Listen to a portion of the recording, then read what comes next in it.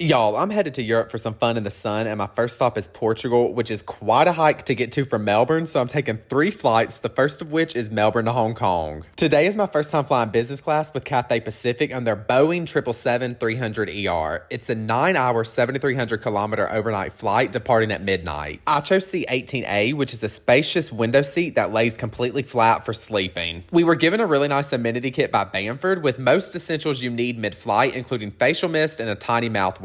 But it did not include any deodorant, and we weren't given pajamas for sleeping, which I was sort of surprised by. The flight attendants handed out pre-departure drinks, so you know I had to get a glass of champagne and settle into my slippers while I got ready for takeoff. Because the flight was so late, dinner service began immediately once we were at cruising altitude. For my main, I went with the beef with a potato gratin, and I will say this is the best steak I've had on an airplane. Now, at this point, I was exhausted and ready for sleep, so I skipped dessert and got ready for some shut-eye. After sleeping not near long enough, I woke up to my wellness bowl, which I pre-ordered before bed. The meal consisted of quinoa, barley, feta, avocado, spinach, and a hard-boiled egg. It also came with ruby red grapefruit juice, fruit, and a muffin, which was so muffalicious. We then started to make our descent into Hong Kong, so I got ready to disembark the aircraft. Overall, I really enjoyed the Cathay Pacific experience, especially how good that food was. Y'all, since this journey to Portugal is so long, I'm going to have to do a part 2 for the next flights to London and Lisbon.